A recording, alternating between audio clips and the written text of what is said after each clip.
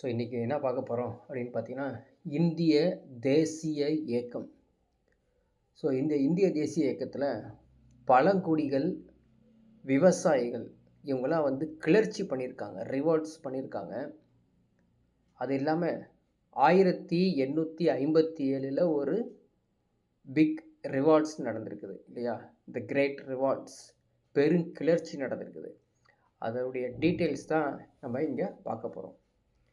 So இந்த topic பொறுத்த வரைக்கும் நம்மளுடைய இந்திய தேசிய இயக்கம், இந்தியன் நேஷ்னல் மூமெண்ட்டுடைய எந்த பகுதியில் இருக்குது அப்படின்னு பார்த்தோம் வச்சு பாருங்கள். Second chapter tribal peasant revolts and 1857 revolts 8th ஸ்டாண்டர்டில் இருக்குது, 10th ஸ்டாண்டர்டில் இருக்குது, 11th ஸ்டாண்டர்டில் இருக்குதுங்க. இது இல்லாமல் நீங்கள் வந்து இதுக்கு முன்னாடி இருந்த பழைய சமச்சீர் book 8th standard old history, 10th standard old history சேர்த்து படிச்சுக்கணும், சரிங்களா? ஸோ அப்போ தான் வந்து ஃபுல்ஃபில் ஆகும், கம்ப்ளீட் கவர் ஆகும். ஸோ நாளைக்கு வந்து டிஎன்பிசி குரூப் 1 குரூப் 2 எதுக்கு வந்து நீங்கள் அட்டென்ட் பண்ணாலும் இது வந்து ரொம்ப ரொம்ப யூஸ்ஃபுல்லாக இருக்கும். ஸோ இந்த யூடியூப்பில் அப்லோட் ஆனதுக்கப்புறம் இந்த பிடிஎஃப்பை நீங்கள் டவுன்லோட் பண்ணி படிச்சுக்கணும். வெரி வெரி இம்பார்ட்டன்ட் ஸ்டேட்மெண்ட்ஸ்லாம் இருக்கும்.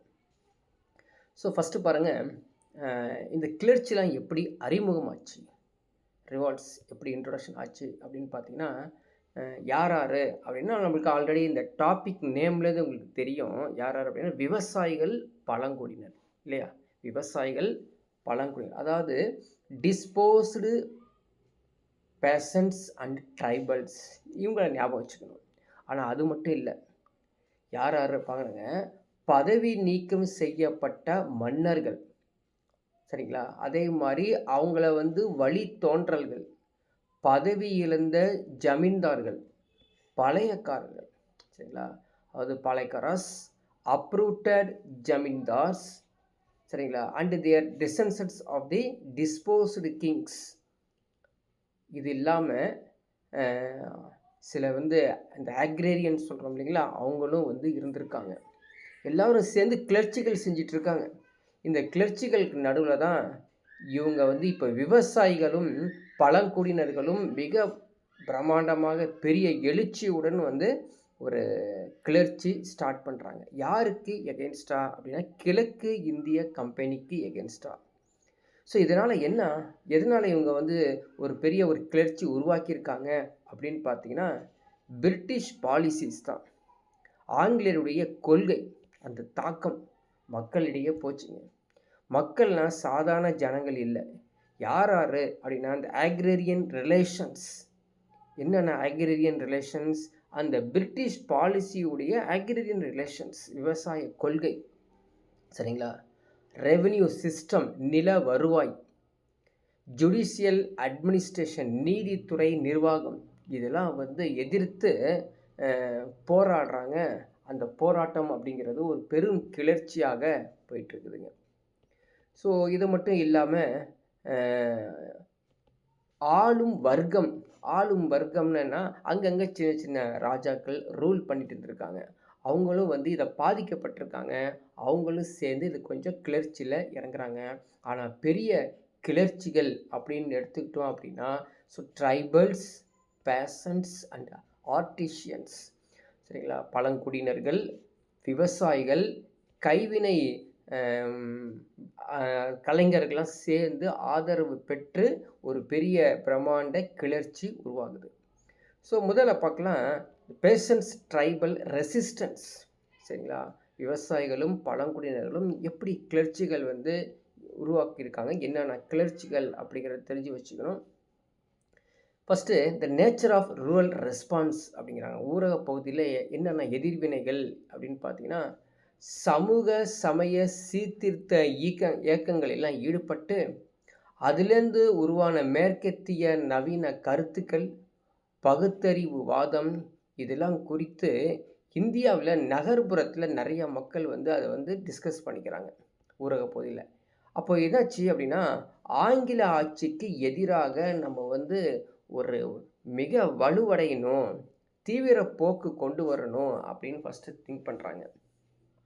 இது இல்லாமல் ட்ரெடிஷ்னல் எலைட் அப்படின்னு சொல்லுவாங்க. யார் அவங்க ட்ரெடிஷ்னல் எலைட் அப்படின்னா, பாரம்பரிய உயர்குடி மக்களும் விவசாயிகளும் பழங்குடியினர் மக்கள் எல்லாம் சேர்ந்து அந்த இந்தியாவில் இருக்கக்கூடிய பிரிட்டிஷ் இந்தியா ஆங்கிலேய ஆதிக்கத்துக்கு எதிராக எல்லாரும் வந்து கிளர்ச்சி ஆரம்பிக்கிறாங்க. ஆனால் ஆங்கில ஆட்சியில் கிட்டத்தட்ட 100க்கு குறையாத எண்ணிக்கையில் விவசாயிகளின் கிளர்ச்சிகள் நடந்தன. புரியுதுங்களா? அதாவது 100க்கு மேலே வந்து நடந்திருக்குது. ஆனால் ஃபேமஸ் ஆனது சிலது மட்டும்தான் நம்ம வந்து இங்கே பேச போகிறோம். எப்படி இந்த வகைகள் இருக்குது, கிளாசிஃபிகேஷன் எப்படி இருக்குது, இந்த கிளர்ச்சிகளின் வகைகள் அப்படின்னு பார்த்தீங்கன்னா, ஃபஸ்ட்டு மறு சீரமைத்தலுக்கான கிளர்ச்சிகள், அதாவது ரீஸ்டோரேட்டிவ் ரெபெலியன்ஸ். இந்த வகையான கிளர்ச்சிகள் எப்படி இருக்கும் அப்படின்னா, ஒரு ஓல்டு டைப்பில் பண்ணியிருக்காங்க. It's agitation of this type relates to restore old order, பழைய காலத்தில் ஓல்டு சோஷியல் ரிலேஷன்ஸ். இதை பொறுத்து அவங்க வந்து ரெபெலியன்ஸ் வந்து ஸ்டார்ட் பண்ணியிருக்காங்க. இன்னொரு ரெபெலியன்ஸ் எடுத்துக்கிட்டால் ரிலிஜியஸ் மூமெண்ட்ஸ். யாரெல்லாம் வந்து அந்த சமய சீர்திருத்தங்கள்லாம் சொல்கிறாங்க இல்லையா, சமய இயக்கங்கள், அவங்கெல்லாம் சேர்ந்து அவங்களும் இந்த போராட்டத்தில் ஈடுபடுறாங்க. மூன்றாவது வகை எப்படின்னா சோஷியல் பேண்டட்ரி, சமூக கொள்ளை வச்சு பயன்படுத்துகிறாங்க.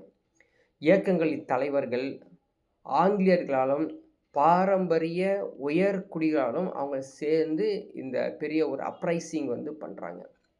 இது இல்லாமல் மாஸ் இன்சரக்ஷன் அப்படின்னா மக்களின் கிளர்ச்சி அது வந்து பயங்கரமாக பெருசாக எழுந்துருது. அதில் முதல் இயக்கம் தான் நம்ம பார்க்க போகிறோம். இது வரைக்கும் வந்து பார்த்தீங்கன்னா ஸ்டோரி மாதிரி முடிஞ்சிருக்கும். இனிமேட்டு தான் எக்ஸாமினேஷன் பாயிண்ட்டு டச் ஆகும். இங்கே வந்து பார்த்தீங்கன்னா அப்படியே ஃபராசி இயக்கம் அப்படின்னா கண்ணை மூடிட்டு டக்குன்னு பாயிண்ட்டை வந்து சொல்ல தெரியணும். கண்ணை மூடிட்டு சொல்லணும், பார்த்துலாம் சொல்லக்கூடாது. பார்த்துன்னா நிற்காது மனசில், சரிங்களா? அப்போது இந்த ஃபராசி மூமெண்ட் அப்படிங்கிறது யாருன்னா 1818 அதுக்கு தலைவராக இருந்தவர் வந்து ஹாஜி ஷரியத்துல்லா. இவர் தான் வந்து அதுக்கு வந்து டெத்து, அதாவது ஃபஸ்ட்டு வந்து இனிஷியேட் பண்ணுறாரு. ஆனால் இவர் 1839 இறந்துடுறாருங்க. அவருக்கு மகனாக இருந்தவர் தான் டூட்டு மியான். அவருடைய தலைமையில் இந்த போராட்டம் இயக்கம் நடைபெறுது.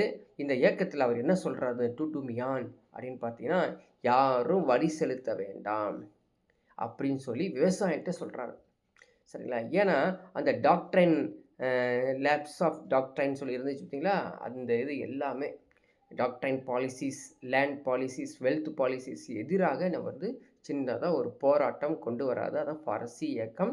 ஸோ அந்த இயரு எப்போ நடந்தது என்னங்கிறது தெரிஞ்சுக்கணும். அவர் சொல்கிறார் இந்த டூட்டுமியன், நிலம் கடவுளுக்கு சொந்தமானதுங்க, the land belongs to God அப்படின்னு சொல்கிறார். நீங்கள் அதனால் நீங்கள் வந்து இது வரிலாம் செலுத்த தேவையில்லை. ஆனால் இந்த டூட்டுமியானும் இறந்துறாரு எப்போ 1862, சரிங்களா? அதனால் என்னாச்சு அப்படின்னா அந்த இயக்கம் கொஞ்சம் தடுமாற்றமாகி மீண்டும் 1870 நோவா மியான் என்பவரால் அந்த இயக்கம் மீண்டும் உயிர் பெற்று போயிருக்குது அப்படின்னு சொல்லி ஒரு சின்ன ஒரு இயக்கம். இந்த இயக்கத்தின் மூலமாக அதாவது பேஷண்ட்டுக்கு, அது விவசாயிகளுக்கு சப்போர்ட் பண்ணி இந்த இயக்கம் முடிஞ்சிருக்குது. ஸோ கண்ணை மூடிட்டு ஆரம்பத்துலேருந்து கடைசி வரைக்கும் அதனுடைய டைம்லைன் சார்ட்டு, யார் இந்த இயக்கத்துக்கு தலைவர், அவர் என்ன கருத்து சொல்லியிருக்காரு அப்படின்னு சொல்லி நீங்கள் வந்து சிறப்பாக மனப்பாடம் பண்ணி வச்சுக்கணும். அப்போ மனப்பாடம் பண்ணால் தான் ஞாபகத்தில் இருக்கும். சும்மா நீங்கள் வந்து படுத்தாப்புலையோ உட்கார்ந்தாப்புலையோ இதை பார்க்கக்கூடாது. ஐஎன்எம் ஹிஸ்ட்ரியை. இரண்டாவது கிளர்ச்சி வஹாபி ரிபெலியன், வஹாபி கிளர்ச்சி அப்படின்னு சொல்கிறாங்க. இவங்க யார்? ஆங்கில ஆட்சிக்கும், பாருங்கள் இவங்க யார், ஆங்கில ஆட்சிக்கும் நிலப்பிரபுகளுக்கும், ஆங்கில ஆட்சிகளுக்கும் நிலப்பிரபுகளுக்கும் எதிராக உருவாக்கப்பட்ட ஒரு மூமெண்ட் தான், ஒரு இயக்கம் தான் இது. So anti imperial and anti landlord moments. எப்போங்க?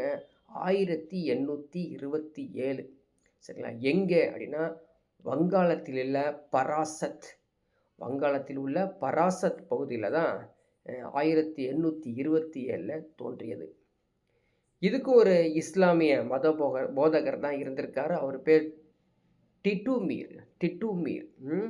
இவர் தான் அந்த கிளர்ச்சியை தலைமையேற்று நடத்தினார். என்ன சொல்கிறாரு, ஜமீன்தாரி முறையால் ஒடுக்கப்பட்ட குறிப்பாக இஸ்லாமிய விவசாயிகள் மத்தியில் செல்வாக்கு மிக்க நபராக திகழ்ந்தவர் தான் இந்த டிட்டுமீர். சரிங்களா? ஸோ இவர் அதாவது இந்த தைரியம் எதிர்த்து போராடக்கூடிய தைரியம் சின்ன சின்ன இயக்கத்துக்கு வந்துக்கிட்டே இருந்தது. சரிங்களா? இதெல்லாம் அதுக்கப்புறம் பழங்குடியினர்கள் கிளர்ச்சி ஆரம்பிக்குது, ட்ரைபல் அப்ரைசிங்ஸ். ஸோ இவங்க என்ன செஞ்சுருக்காங்க அப்படிங்கிறத நம்ம படத்துலையும் பார்த்துருப்போம். இப்போ இவங்க என்னென்ன செய்கிறாங்கங்கிறத பார்க்கலாம். ட்ரைபல் ரெசிஸ்டன்ஸ், பழங்குடியினர்கள் சேர்ந்து இந்த காலனி ஆதிக்கத்திற்கு எதிராக போராட்டத்தை அறிவிக்கிறாங்க. இந்த காலனி ஆட்சியில் இந்தியா வரலாற்றில் முதல் முறையாக தனி உரிமை வேண்டும் அப்படின்னு கேட்குறாங்க. ஸோ கவர்மெண்ட் கிளைம்ட் எ direct property right over forest அப்படின்னு கேட்குறாங்க. ஸோ பிரிட்டிஷ் ரூல் என்ன பண்ணுவாங்க, வனங்களெல்லாம் வர்த்தகமாக்கியிருக்காங்க. அது எப்படி கொடுக்க மாட்டாங்க. ஆங்கில ஆட்சிக்கு எதிராக இவங்க பெரிய லெவலில் ஒரு போராட்டத்தை அறிவிக்கிறாங்க. அப்படி அறிவிக்கும்போது வட்டிக்கு பணம் கொடுப்போர், வர்த்தகர்கள், நில ஆக்கிரமிப்பாளர்கள், ஒப்பந்ததாரர்கள், இதெல்லாம் நிறைய தாக்கத்தை இந்த ட்ரைபல்ஸ்க்கு, பழங்குடியினர்களுக்கு ஏற்பட்டுருச்சு. எங்கெங்கே இந்த ட்ரைபல்ஸ் இருந்தாங்க அப்படிங்கிறது ஒரு அந்த அந்த மேப் மூலமாக காமிக்கிறாங்க பாருங்கள். அதாவது உத்தரகாண்டில் இருக்கக்கூடிய குமான், ராஞ்சியில் இருக்கக்கூடிய முண்டா கிளர்ச்சி, சரிங்களா? அதே போல் ஜார்க்கண்டில், வெஸ்ட் பெங்காலில் இருக்கக்கூடிய சாந்தால் கிளர்ச்சி, சோட்டா நாக்பூரில் இருக்கக்கூடிய கோல் கிளர்ச்சி, இது ஒரு 4 கிளர்ச்சியை கொடுத்துருக்காங்க. படத்தோடு பார்க்கும் பொழுது நமக்கு ஞாபகத்தில் இருக்கும் அப்படின்னு தெரிஞ்சுக்கங்க. ஸோ முதல்ல ஒவ்வொரு கிளர்ச்சியாக பார்க்குறதுக்கு முன்னாடி இவங்கெல்லாம் யாருங்க அப்படின்னா ஆதிவாசிகள், ட்ரைபல்ஸ். இவங்க பழங்குடியெலாம் தெரியும், அதாவது மலைப்பகுதியில் வாழக்கூடியவங்க.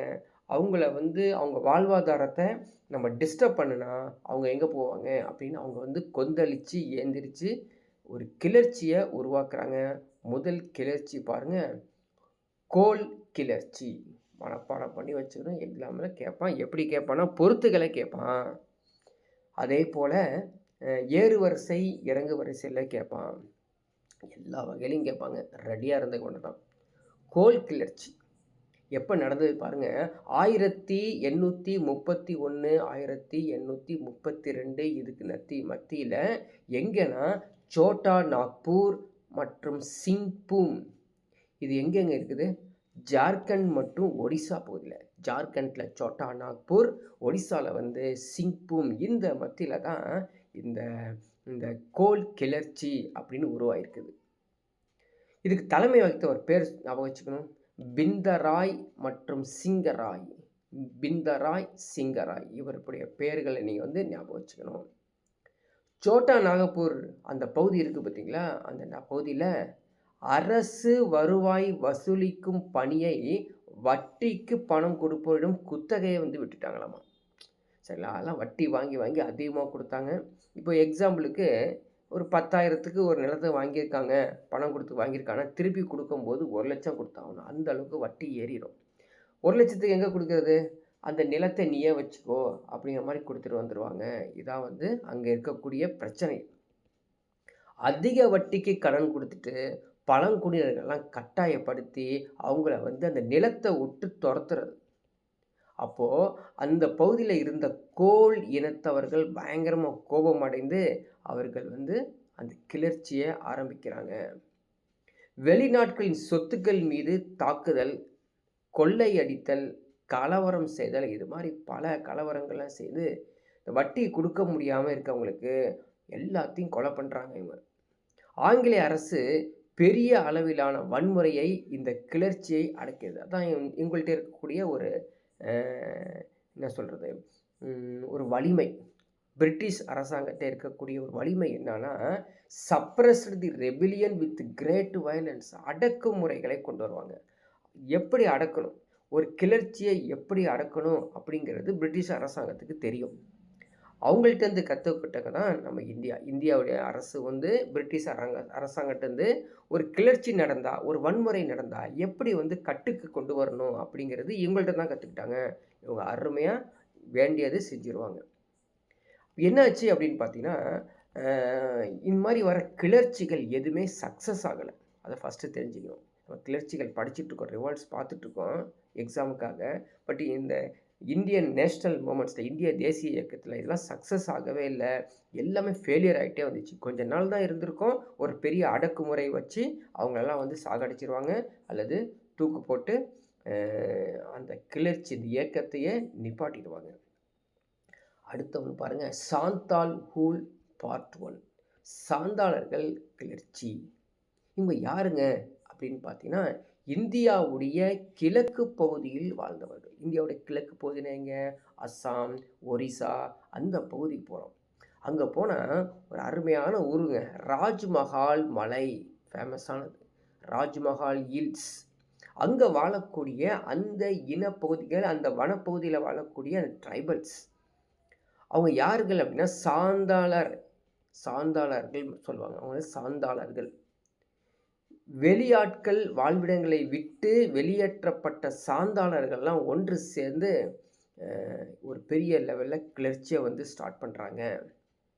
அங்கே நடந்த பிரச்சனைகள் என்ன அப்படின்னா, ஊழல் கரைப்படைந்த ஆங்கிலேய நிர்வாகத்தின் கீழ் தங்களின் நியாயமான குறைகளை நீதி கிடைக்க முடியாத சூழலில் புறக்கணிக்கப்பட்டதாக சாந்தாளர்கள் உணர்ந்தனர். அதனால் 1855, இந்த time line very very important. நீங்கள் தனியாக சார்ட்டே போட்டுக்கணும்.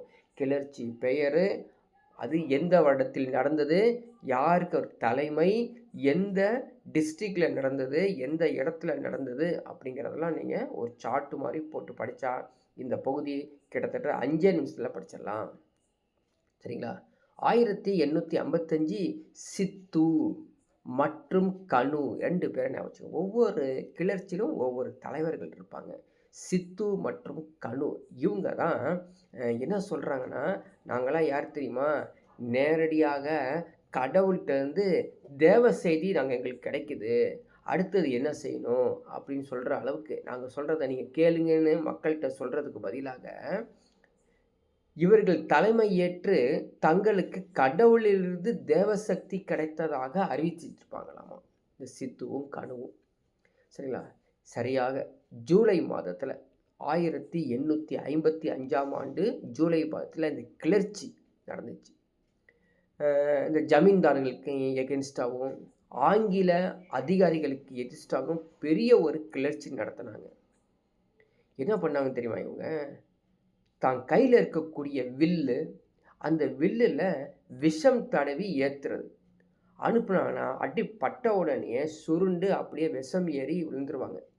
இது மட்டும் இல்லாமல் ஆக்சஸ், கோடாரிகள், ஸ்வாட்ஸ், கத்திகள், இது எல்லாத்தையும் எடுத்து ராஜ்மஹல், பாகல்பூர் அதை நோக்கி இந்த கம்பெனியில் இருக்கக்கூடிய அதிகாரிக்கு மேலெல்லாம் இது செலுத்தி பெரிய லெவலில் இறக்குறாங்க எல்லாரும்.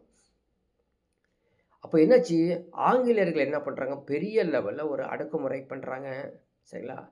அதுக்கப்புறம் 1855 இந்த சாந்தாளர்கள் வசம் இருந்த ஒரு பெரிய பகுதியை ஒரு சட்டத்தை உருவாக்குறாங்க. ஸோ ஆங்கிலேயர்கிட்ட ஒரு முக்கியமானது என்ன அப்படின்னு பார்த்தீங்கன்னா, ஒன்று பெரிய லெவலில் அடக்குமுறை பண்ணுவாங்க. சரிங்களா? பெரிய லெவலில் அடக்குமுறை பண்ணுவாங்க. அல்லது தோற்றுவிட்டால் சட்டத்தை உருவாக்கியிருக்காங்க. அந்த சட்டத்தின் பெயர் கொஞ்சம் படித்து வச்சுக்கோங்க. சாந்தல் பர்கனா மண்டலம். சாந்தல் பர்கனா மண்டலம் அப்படின்னு தனி மண்டலத்தை உருவாக்கிறாங்க. அவங்களுக்குன்னு ஒரு தனி சட்டத்தை உருவாக்கிடுவாங்க. ஏன்னா அந்த அளவுக்கு இந்த சாந்தாளர்கள் ஒரு பெரிய கிளர்ச்சியை பண்ணாங்க. பெரிய லெவலில் ஆங்கிலேயர்களால் அடக்குமுறை பண்ண முடியல அப்படிங்கிறதுக்காக தான் சட்டத்தை உருவாக்கிறாங்க. நான் ஒரு சட்டத்தை கொடுக்குறோம், இந்த சட்டத்தின்படி நீங்கள் வந்து இப்படி வாழலாம் போகலான்னு சொல்லி ஒரு சாந்தாளல் பர்கானா மண்டலம் அப்படிங்கிற தனி மண்டலத்தை உருவாக்கி அந்த சட்டத்தை உருவாக்கிட்டாங்க. ஸோ அடுத்த ஒரு கிளர்ச்சி பாருங்கள், முண்டா ரெபிலியன், முண்டா கிளர்ச்சி. சரிங்களா? கிட்டத்தட்ட இந்த கிளர்ச்சியை பெரிய கழகம் அப்படின்னு சொல்லுவாங்க. பெரிய கழகம், முண்டா ரெபிலியன் வந்து பெரிய கழகம். எங்கே நடந்தது? ராஞ்சி. ராஞ்சி உலுகுலன் கிளர்ச்சி, இதுக்கு பேர் பாருங்க. முண்டா கிளர்ச்சியை உலுகுலன் கிளர்ச்சி என்றும் பெரிய கழகம் என்றும், சரிங்களா, இது மாதிரி பெயர்கள் வச்சு தான் இருக்குது. இதை ஞாபகம் வச்சுக்கணும், எக்ஸாமில் கேட்க சான்ஸ் இருக்குது.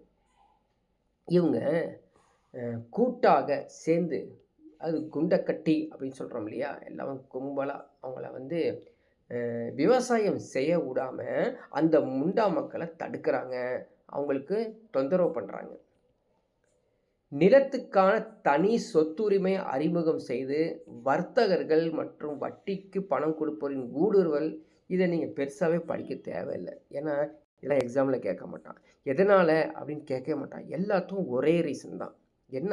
அவங்களுடைய நிலத்தை அபகரிக்கிறது, அதிகப்படியான கந்து வட்டிகள் வாங்கிறது, இதை கொடுக்க முடியாமல் அந்த நிலத்தை வந்து கொத்தடிமையாக தன்னுடைய நிலத்தை அவங்களே கொத்தடிமையாகிடுவாங்க.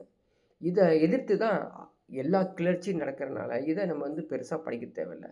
நம்ம படிக்க வேண்டியது எந்த இயரில் நடந்தது, எங்கே நடந்தது, யார் தலைவர், இதனால் என்ன உருவானது, சட்டம் உருவானிச்சா, அடக்குமுறை உருவானிச்சா, இதை தான் நீங்கள் வந்து அதிகமாக கான்சன்ட்ரேட் பண்ணிக்கணும்.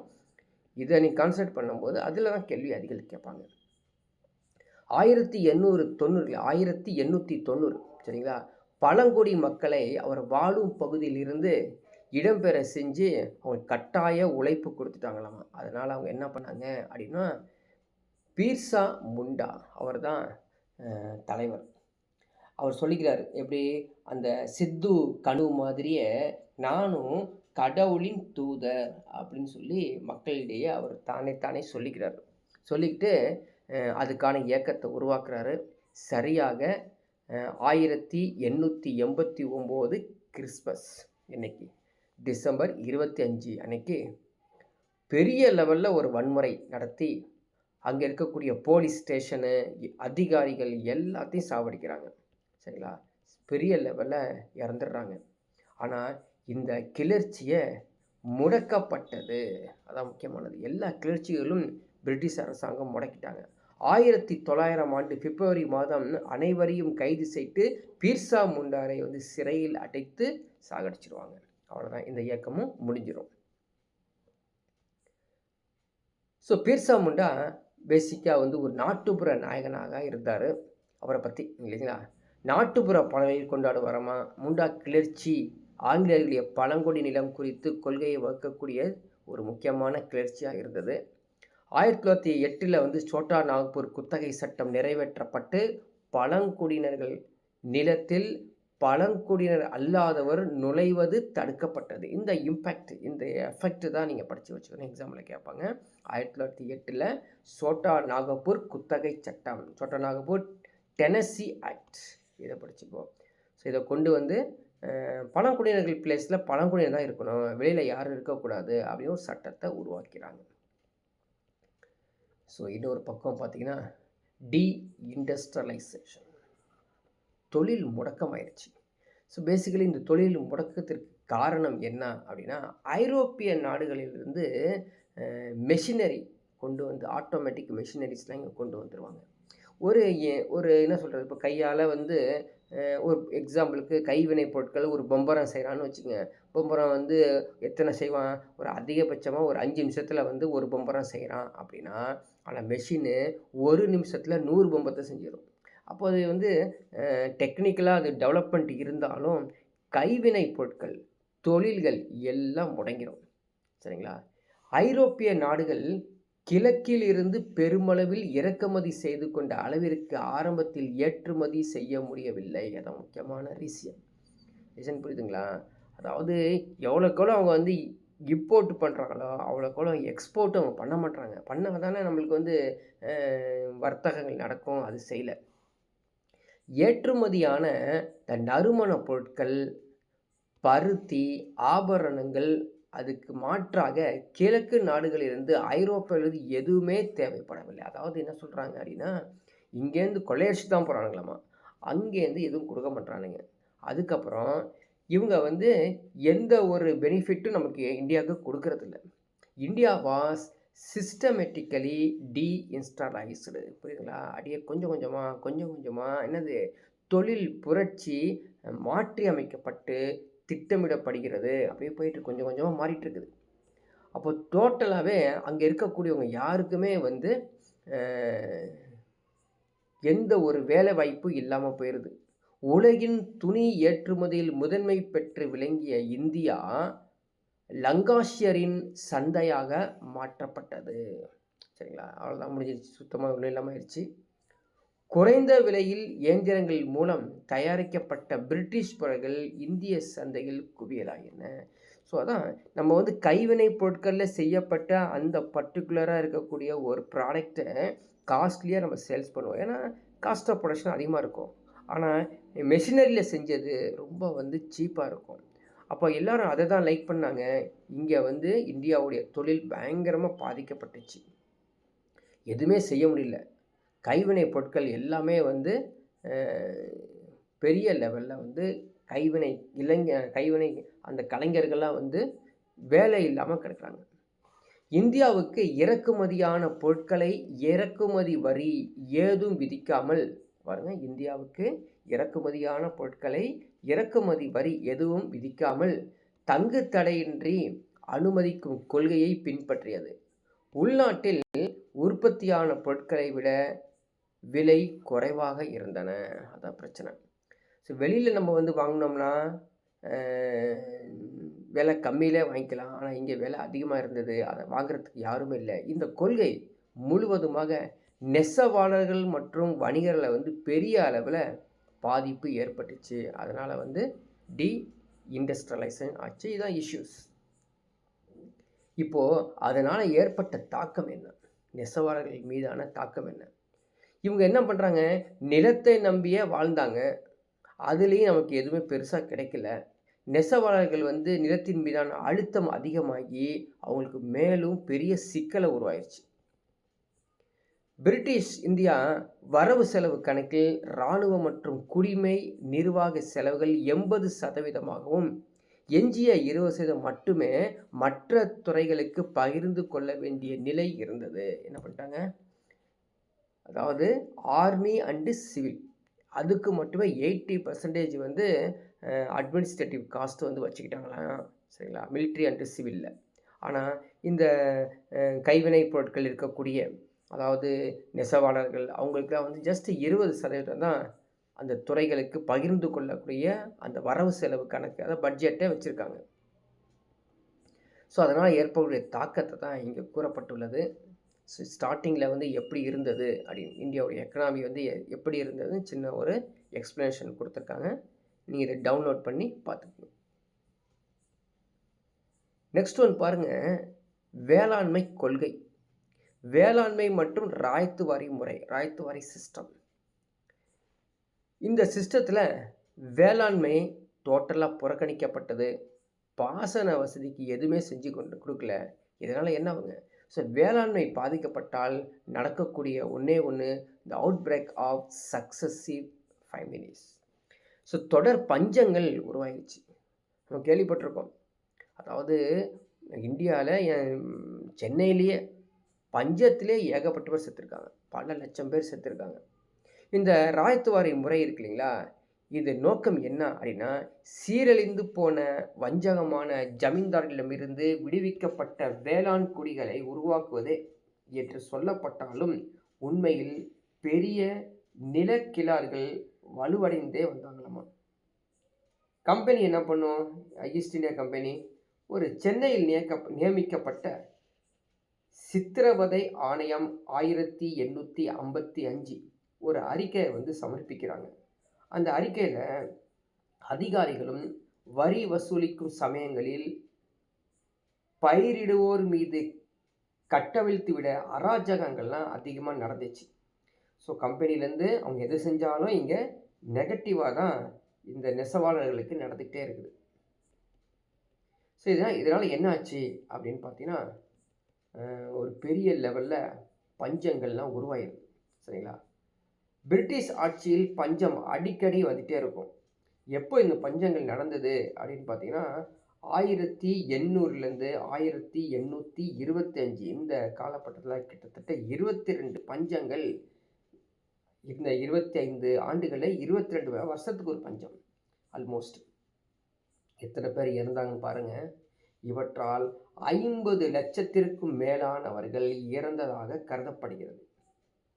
ஆனால் 1901ஆம் ஆண்டு கணக்கிடும்போது 1860ஆம் ஆண்டிற்கு பின் 10 பெரும் பஞ்சங்கள் இருப்பதாக தான் சொல்கிறாங்களாமா. இதெல்லாமல் இன்னொரு கொள்கை 1833 த லைசர் ஃபேர் பாலிசி, தலையிடா வணிக கொள்கை. ஸோ இதை வந்து நீங்கள் ஸ்டோரியாக பார்க்காம டைம் லைனில் 1831 நடந்தது லைசர் ஃபேர் பாலிசி, தலையிடா வணிக கொள்கை. இதை ஞாபகத்தை வச்சுக்கோங்க. இதனால் காலனி அரசு எடுத்த முடிவை பஞ்ச காலத்தில் பலமாக இது பின்பற்றியது. இது மோசமானது. நம்ம கேள்விப்பட்டிருப்போம். எங்கன்னா சென்னை போர்ட் இருக்கு இல்லையா, துறைமுகம் இருக்கு இல்லையா, அந்த சென்னை துறைமுகத்திலே வந்து அங்கே பக்கத்தில் இருக்கக்கூடிய மக்கள் ஒரு வேளை சாப்பாடு இல்லாமல் பஞ்சத்தில் செத்துக்கிட்டு இருப்பாங்க. ஆனால் அரிசியும் நெல்லும் கோதுமையும் ஐரோப்பிய நாடுகளுக்கு கப்பலில் ஏற்றுமதி ஆகிட்டு இருக்கும் அப்படிங்கிறது நம்ம ஒரு பகுதியில் பார்த்துருக்கோம். பல ஆண்டுகளாக இந்த மேற்கத்திய கல்வி முறையில் வந்து கற்ற இந்திய அறிஞர்கள் பிரிட்டிஷ் ஆட்சியை இந்தியாவை வறுமைப்படுத்தி உள்ளது அப்படின்னு சொல்லி எழுதியிருக்காங்க, வாதாடியிருக்காங்க. சரிங்களா? ஸோ இதை வந்து ஒரு ஆர்டிக்கல், நிறைய ஆர்டிக்கல் வந்து இந்தியாவுடைய வறுமையை பற்றி கூறப்பட்டுள்ளது. அதில் வந்து பாருங்கள், சென்னை மாகாண பெரும் பஞ்சம், மெட்ராஸ் ஃபேமின் ஆஃப் 1876-78. இந்த 2 ஆண்டுகளில் தொடர்ச்சியாக பருவ காலங்கள் பொய்த்ததால் சென்னை மாகாணத்தில் 1876-78 கடும் பஞ்சம் ஏற்பட்டதுங்க. இப்போ ஒரு கொஸ்டின், இந்த பஞ்சம் இருக்கும்போது யாருங்க வந்து வைஸ்ராய் இருந்தாங்க அப்படின்னு கேட்பாங்க. ஸோ ஒரிசாவில் பின்பற்றியது போன்ற வைஸ்ராய் கைவிரிக்கும் போக்கையை பின்பற்றினார். எனக்கெல்லாம் தெரியாது அப்படின்னு சொல்லி எஸ்கேப் ஆகிறது. கிட்டத்தட்ட மக்கள் பாருங்கள் எத்தனை பேர் இருந்திருக்காங்க, 35 லட்சம். அங்கே ஒரு 50 லட்சம் பார்த்தோம். இங்கே வந்து சென்னையில் 35 3.5 மில்லியன் பீப்புள் டைட் இன் தி பிரசிடென்சி. இந்த மாகாணத்தில் வந்து அத்தனை பேர் இறந்துருக்காங்க. ஸோ இதுவும் வந்து ஒரு பெரிய சுதந்திர போராட்டத்துக்கான தாக்கம்தான். இது அதை விட கொடுமை. நெக்ஸ்ட்டு பார்த்தீங்கன்னா இன்டென்ச்சர்டு லேபர், ஒப்பந்த கூலிகள். இப்போ என்னாச்சு, விவசாயிகளுக்கு விவசாயம் இல்லை, கைவினை பொருட்களுக்கு வேலை இல்லை, நெசவாளர்களுக்கு வேலை இல்லை. அப்போ வேலை இல்லாமல் சும்மா சுற்றிட்டு இருந்திருக்காங்க. இப்போ என்ன, இவங்களுக்கு வேலை கொடுக்குறேன் அப்படின்னு சொல்லி இந்த பிரிட்டிஷ் அரசாங்கம் வேற ஒரு நாட்டுக்கு, வேற ஒரு தீவுக்கு கூலி ஆட்களை கூட்டு போகிறது. ஸோ கூலி ஆட்களை ஒப்பந்த கூலி ஆட்களை கூட்டு போவாங்க. தோட்டப்பயிர்களின் அறிமுகம், மலைச்சரிவு நிலப்பயிரிடு முறை, இலங்கை, மொரசியஸ், பிஜி, மலையா, கரிபியன் ஐலண்ட்ஸ், நேட்டால், தென்னாப்பிரிக்கா, இங்கெல்லாம் வந்து வேலை இருக்குது, வாங்க ஒப்பந்த கூலிகளை கூட்டு போகலாம் அப்படின்னு சொல்லி இங்கேருந்து கடல் மார்க்கத்தில் கூட்டு போவாங்க. ஆனால் கம்பெனி அரசு 1843 இந்தியாவின் அடிமை முறையை ஒழித்த பின் ஒப்பந்த கூலி முறை அறிமுகப்படுத்தப்பட்டது. சரி, எப்படி அறிமுகப்படுத்தப்பட்டது அப்படின்னு கேட்டாங்கன்னா, 1843 அடிமை முறையை ஒழிச்சிட்டு ஒப்பந்த முறையை கொண்டு வந்து தான் இவங்கள வேற ஒரு நாட்டுக்கு கூட்டு போங்க, அங்கேயும் வேலை இருக்காது, அவங்க வந்து அங்கேயும் இறப்பாங்க. அப்போ காலனி அரசு டோட்டலாகவே எல்லாத்தையுமே வந்து பார்த்திங்கன்னா பஞ்சத்திலையும் ஏமாற்றத்திலையும் நிறைய வேலைகள் செஞ்சிட்ருக்க அவங்களுக்கு வந்து கிளர்ச்சிகளுக்கு அதிகமாக உருவாகிட்டே இருக்கும். 2 பெரும் பஞ்சங்களாமா எப்போ நடந்தது பாருங்கள், 1833, 1843. இதனால் இலங்கைக்கு புலம்பெயர்ந்து காபி மற்றும் தேயிலை தோட்டங்களை ஒப்பந்த முறையில் கூலி தொழிலாளர்கள் பணியை அமர்த்த கட்டாயப்படுத்தப்பட்டது. ஏன்னா இங்கே வேலை இல்லை, சாப்பாடு இல்லை, இலங்கைக்கு போகலாம் அப்படின்னு சொல்லி கிட்டத்தட்ட எத்தனை பேருங்க, 15 லட்சம் பேர் அப்படியே வந்து கடல் மார்க்கெட்டில் அவங்கள வந்து கூட்டு போகிறாங்க. அவங்க கூட்டு போகக்கூடிய அந்த டயக்ராம் தான் கொடுத்துருக்காங்க பாருங்கள். எத்தனை லட்சம் பேரை வந்து கூட்டு போயிருக்காங்க, அத்தனை லட்சம் பேரும் இறப்பாங்க, ரிட்டர்ன்லாம் வரமாட்டாங்க. வேற ஒரு பிரச்சனை என்னன்னா செல்வத்தை சுரண்டல், த ட்ரைன் ஆஃப் வெல்த். இந்தியாவில் ஏற்கனவே வறுமை இருக்குது. பிரிட்டிஷ் வந்து ஒரு சிறந்த ஆட்சியும் கொடுக்கல. அப்படிங்கிறதுக்காக இது சம்பந்தமாக இந்தியாவின் வறுமையும் பிரிட்டிஷ் தன்மையற்ற ஆட்சியும், so poverty and un-British rule in India. யார் எழுதியிருக்கா இந்த நூலை அப்படின்னு பார்த்தீங்கன்னா தாதாபாய் நவ்ரோஜி. அவர் தான் வந்து இங்கிலாந்து போய் இருக்கும் பொழுது இது மாதிரி அவர் எழுதி ஒரு நூலில் கொடுத்துருக்காரு. ஸோ எல்லாம் வந்து நூலோட நிற்கிதுன்னு வச்சுக்கோங்களேன். வேற என்ன அப்படின்னா, கம்பெனியின் பங்குதாரர்களுக்கு வழங்கப்பட்ட லாபம், ஐரோப்பிய அதிகாரிகள், ஐரோப்பிய வியாபாரிகள், தோட்ட முதலாளிகள் போன்றவர்கள் சம்பளம், சேமிப்பு எல்லாமே வந்து கொஞ்சம் கொஞ்சம் சேஞ்சஸ் கொண்டு வர்றாங்க. லண்டனில் அமைந்திருந்த இந்திய அலுவலகத்தின் பணியாற்றிய ஊழியர்களின் பெரும் செயலர்கள் வந்து பெரும் சம்பளம், இது மாதிரி ஒவ்வொன்றும் சின்ன சேஞ்சஸ்க்கெலாம் கொண்டு வராங்க. சரி, இருக்கட்டும். இப்போ வரலாம் 1857 நடந்த ஒரு பெரிய புரட்சி. இந்த புரட்சி முக்கியமானதுங்க. இந்த புரட்சி நடந்தனால தான் இன்றைக்கி சுதந்திரமே அடைந்திருக்குது. சரிங்களா? இந்த புரட்சி நடந்ததுக்கப்புறம் நேரடியாக, அது லண்டனில் இருக்கக்கூடிய பிரிட்டிஷ் ராணியை வந்து நேரடியாக ஆட்சி செய்வாங்க இந்தியாவுக்கு. புரியுதுங்களா? அந்த ராணியை வந்து நேரடியாக எதுவாக இருந்தாலும் கொண்டு வரணும், நாங்கள் தான் பேசுவோம் அப்படி மாதிரி கொண்டு வந்தாங்க இந்த புரட்சிக்கு அப்புறம். இதான் வந்து 1857 நடந்த ஒரு பெரும் புரட்சி. ஏன் நடந்தது, எப்போ நடந்தது, எதனால் அப்படிங்கிற டீட்டெயில்ஸு பார்க்கலாம். ஸோ ஃபஸ்ட்டு பாருங்கள், இந்தியாவில் ஆங்கிலேயர்களை வந்து ஏற்கனவே ஒரு கசப்பு தன்மை இருக்குது. இவங்க எதுக்கு இங்கே வந்தானுங்க, எதுக்கு எவ்வளோ தொல்லை பண்ணுறாங்க அப்படின்காக ஒரு பிரச்சனை நடந்துக்கிட்டு தான் இருக்குது. எல்லாத்துக்கும் வந்து ஒரு அதிருப்தியோடு தான் இருக்காங்க.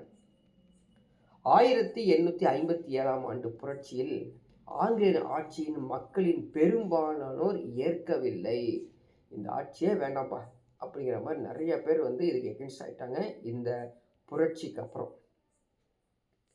காலனி ஆட்சியின் பண்பு, அவங்க கொள்கையை எல்லாத்தையும் கொள்கையை வந்து யாரும் அந்த விளைவுக்காக பெரும் ஒரு புரட்சி ஆனது அப்படின்னு அவங்க எல்லாம் நம்ப ஆரம்பிச்சிட்டாங்க.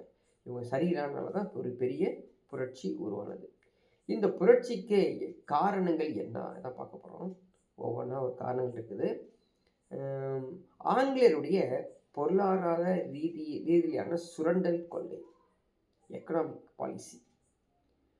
இதனால் என்ன ஆகுது அப்படின்னு பார்த்தீங்கன்னா, சமுதாயத்தில் அனைத்து பிரிவினரும் பாதிக்கப்பட்டாங்க இந்த பொருளாதார சுரண்டல் கொள்கைக்கு. அடுத்த ஒரு பிரச்சனை என்ன அப்படின்னா, வாரிசு இழப்பு கொள்கை, டாக்ட்ரைன் ஆஃப் லேப்ஸ். துணைப்படை திட்டம், சப்சிடரி அலைன்ஸ். இது நம்ம ஏற்கனவே ஓல்டில் படிச்சிருப்போம். வாரிசு இழப்பு கொள்கைன்னா என்ன அப்படின்னு பார்த்தீங்கன்னா, அதாவது ஒரு ராஜா இருக்காருன்னு வச்சுக்கோங்க. உண்மையாக அவருக்கே பிறந்த மகன் மட்டும்தான் திரும்பவும் ராஜாவாக முடியும். அவர் தங்கச்சியோ, அக்காவோ, அண்ணவோ அல்லது தத்து பையனோ பொண்ணோ வந்து ராணியோ ராஜாவோ ஆக முடியாது.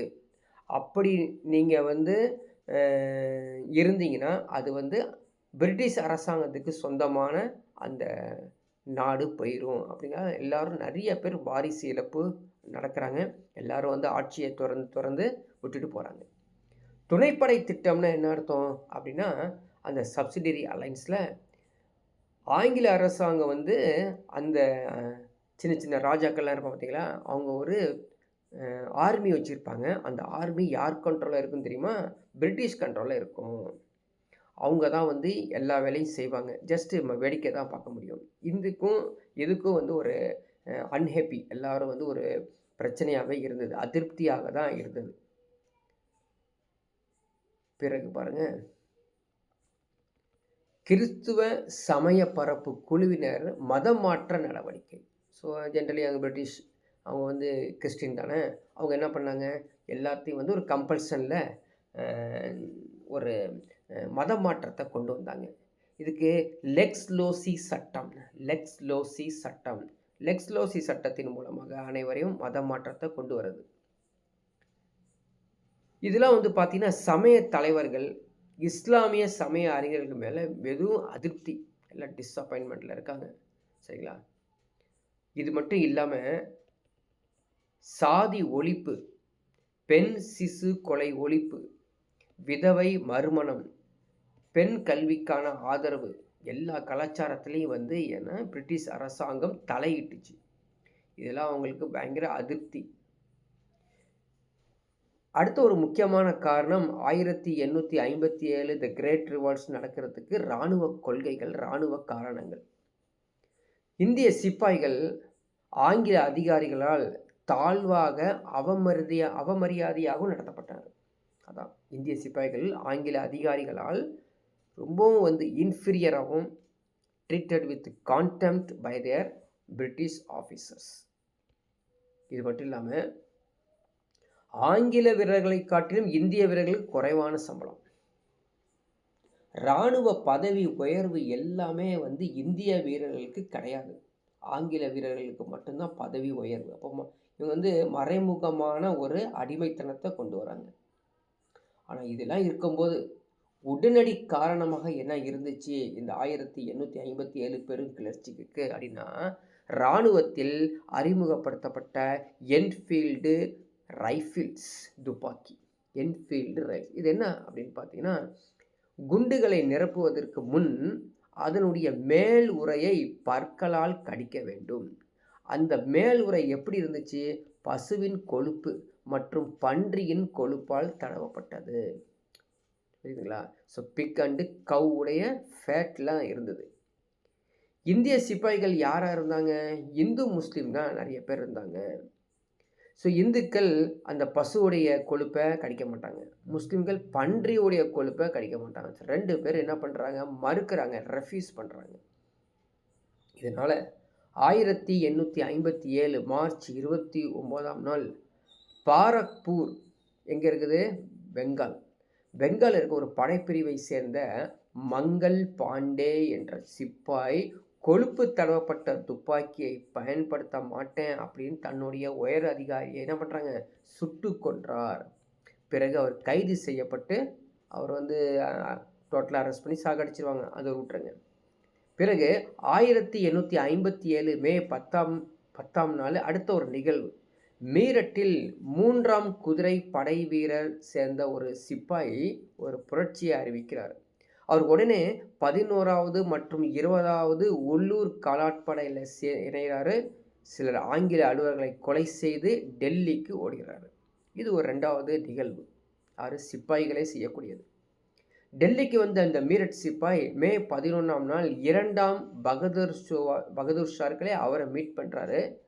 அப்போ அவர் சொல்கிறாரு, டெல்லிக்கு பெரும் புரட்சி ஏற்பட்டுருச்சு, பகதூர் ஷார் தான் முக்கியமானவர், பகதூர் ஷா வந்து நான் தான் வந்து எம்பரர் அப்படிங்கிற மாதிரி சொல்லுவார். அது ஒரு நிகழ்வு. இது மாதிரி டிஃப்ரெண்ட்டாக அங்கங்கே ஒரு நிகழ்வு நடக்கும் கிரேட் ரிவால்ட்ஸ்க்காக.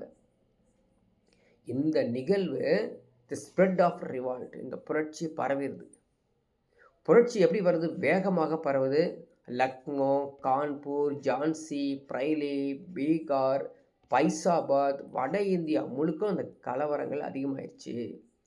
புரட்சியாளர்கள், நிலக்கிழார்கள் தங்கள் கொடுத்த பத்திரங்கள்லாம் எரிக்க ஆரம்பிச்சிட்டாங்க. ஸோ பெரிய லெவலில் பெரிய பிரச்சனை வந்து நெருங்கிட்டே வருது. ஆங்கில அரசு பலருடைய பட்டங்கள், ஓய்வு ஊதியங்கள் எல்லாமே நீக்கிறாங்க, பழி வாங்குறாங்க, எல்லா வேலையும் செய்கிறாங்க. சரி இருந்துட்டு போகுது. ஆனால் எக்ஸாமுக்கு வரக்கூடிய முக்கியமான பாயிண்ட்டுக்கு நம்ம நெருங்கிட்டுருக்கோம். இதை நீ படித்து வச்சுக்கோ, சரிங்களா? ஸோ டெல்லியில் நடந்தது பார்த்திங்கன்னா, டெல்லியில் பகதூர் ஷா, 2ஆம் பகதூர் ஷா அவர் தான் தலைவராக இருந்தார். அங்கே வந்து கழகத்தை அடக்கிய ஆங்கிலேய அதிகாரி யாருன்னா ஜான் நிக்கல்சன். ஞாபகம் வச்சுக்கணும். லக்னோவில் நடந்த ரிவால்ட்டில் யார் வந்து இந்திய தலைவராக இருந்ததுன்னா பேகம் ஹஸ்ரத் மஹால். கழகத்தை அடக்கியவர் ஹென்றி லாரன்ஸ். இதை நீ வந்து படித்து வச்சுக்கணும், இது முக்கியமானது. கான்பூரில் நடந்தது நானா சாஹிப்புடைய தலைமையில் அடக்கியது சர் கோலின் கேம்பல். ஜான்சி குவாலியர் இந்த பிளேஸில் நடந்தது ராணி லட்சுமிபாய் தாந்தியா தோபே அவருடைய தலைமையில் நடந்தது. கழகத்தை அடக்கியவர் ஜெனரல் ஹக்ரோஸ். பைரேலியில் நடந்தது வந்து Khan Bahadur Khan sir Colin Campbell அவர் தான் வந்து அடக்குமுறையை கண்ட்ரோல் பண்ணார். பீகாரில் கன்வர் சிங் வில்லியம் டைலர் இதை வந்து அடக்கிட்டார். ஸோ இது மாதிரி சார்ட்டை நீங்கள் ரெடி பண்ணணும். நிறையா சார்ட்டு இது சிம்பிளாக ரெடி பண்ணியிருக்கோம். நீங்களும் நிறையா சார்ட் ரெடி பண்ணி சார்ட்டாக படித்தீங்கன்னா படிக்கிறதுக்கு ஈஸியாக ஞாபகம் இருக்கும். ஆனால் இந்த நடந்த 1857 பெரும் கிளர்ச்சி ஃபெயிலியர். ஏன் ஃபெயிலியர்? ஒன்றும் சேரவே இல்லை, நடக்கவே இல்லை, பெருசாக நடக்கல, ஈஸியாக அடக்குமுறையை பண்ணிட்டாங்க.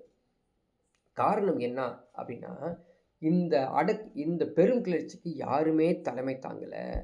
சரியான ஒருங்கிணைப்பு இல்லை, ஒழுக்கம் இல்லை, டிசிப்ளின் கிடையாது, கட்டுப்பாடு இல்லை, பொதுவான திட்டம் கிடையாது, யாருமே மையப்படுத்தப்பட்ட சென்ட்ரலைஸ்டு லீடர்ஷிப் கிடையாது, நவீன ஆயுதங்களை பயன்படுத்தலை, தொழில்நுட்பத்தை பயன்படுத்தலை. இது அப்படியே இந்த புரட்சி அழிஞ்சிருச்சு. ஆங்கிலேயர்கள் சிறந்த ஆயுதங்கள், சிறந்த தளபதிகள், சிறந்த ஒருங்கிணைப்பு வச்சுருந்தாங்க. அதனால் அவங்க வின் பண்ணிட்டாங்க. கழகத்தில் ஈடுபட்டவர்கள் ஆங்கில படைத்தளபதிக்கு இணையானவர்கள் இல்லை. அதான் முக்கியமானது. மேலும் ராணி லட்சுமிபாய், நானா சாஹிப், தாந்தியா தோபே ஆகியோர் தைரியமானவர்கள், ஆனால் சிறந்த தளபதிகளாக இல்லை. தோல்விக்கான காரணங்கள் அப்படின்னு எடுத்துக்கிட்டோம் அப்படின்னு பார்த்தீங்கன்னா வங்காளம், பாம்பே, சென்னை, மேற்கு பஞ்சாப் மற்றும் ராஜாபுதனம் பகுதிகளில் புரட்சியில் நிறைய பேர் வந்து ராஜாக்கள்லாம் கலந்து கொள்ளவே இல்லை.